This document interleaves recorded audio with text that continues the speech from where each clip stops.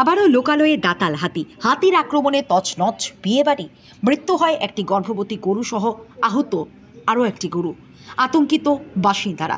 ক্ষিপ্ত স্থানীয় বাসিন্দারা পথ অবরোধ করে তেলিয়ামুড়া কৃষ্ণপুর সড়কে। উক্ত ঘটনাটি সংঘটিত হয়েছে সোমবার ভোরে তেলিয়ামুড়া থানা এলাকার মধ্য কৃষ্ণপুরের সন্তোষ ভৌমিকের বাড়িতে বিয়ের অনুষ্ঠান। বিয়ে উপলক্ষে সাজিয়ে গুছিয়ে তোলা হয় বাড়ি। ভোর 4টে মতি নামের হাতিটি বাড়িতে প্রবেশ করে লণ্ডভণ্ড করে দেয় বলে অভিযোগ। মাটির দেওয়াল ভেঙে ঘর থেকে 2 বস্তা ধান খেয়ে নেয়। বাড়িতে থাকা একটি গরুকে মেরে ফেলে এবং অপর একটি গরুকে আহত করে, নষ্ট করে দেয় কৃষিকাজে ব্যবহৃত ট্রাক্টর। বিক্ষুব্ধ গ্রামবাসীরা সোমবার সকালে তেলিয়ামুড়া কৃষ্ণপুর সড়ক অবরোধ করে। ছুটে আসেন মহকুমা বন আধিকারিক, রেঞ্জার সহ অন্যান্য বনকর্মীরা। ছুটে আসে তেলিয়ামুড়া থানার ওসির নেতৃত্বে বিশাল পুলিশ বাহিনী।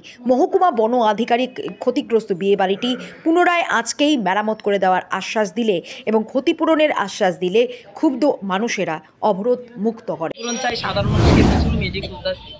আজকে তো যে স্যার রেগুলেটরের যে লাইনটার ভিতরে যে ইলেকট্রিকটা ছিল ওটার মধ্যে তো যে হাতিটা কোনো ইতা নইতো, তাহলে আপনারা আমরার উপরে সাধারণ মানুষের উপরে কি স্টেপটা নিতেন?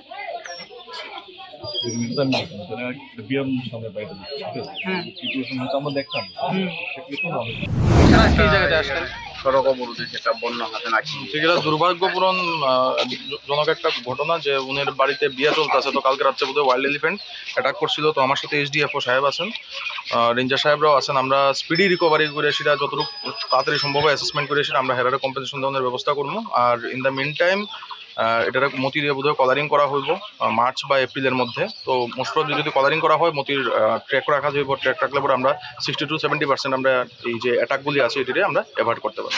আচ্ছা স্যার, এই এলাকাগুলোতে বিগত দিন হাতির একটা আক্রমণ চলতেছে, মানুষও অনেক মৃত হয়েছে। এই ব্যাপারটা নিয়ে আগামী দিনে কি প্রচেষ্টা হচ্ছে বন দপ্তর বা প্রশাসন, এটা কি করবে? आप बता दीजिए सर, ये बोल रहे हैं कि मतलब what is the next steps you are going to take? एक तो हमने वॉलंटियर्स जो डिप्लॉय किए उसका हम टाइम बढ़ा देंगे। हमने बोला जैसे जो यहाँ पे रुकते हैं तो सुबह तक रुकेंगे, वो 6 बजे तक यहाँ पे जो भी गांव है। और दूसरा जो है हम वो जो रेडियो कॉलरिंग के लिए ट्राई कर रहे हैं वो भी हम अभी आने वाले 1 महीना या 2 महीने में वो कर लेंगे। अगर वो सक्सेस होता है तो फिर ये अटैक्स जैसे कहा 70% तक कम हो सकते हैं, ऐसा है। और जो कंपेंसेशन की बात है वो भी अभी प्रोसेस हमने कर दिया है, मतलब लास्ट मीटिंग में भी डिस्कस हुआ है जैसे, तो उसके हिसाब से हम 7 दिन के भीतर कंपेंसेशन दे देंगे अफेक्टेड फैमिली।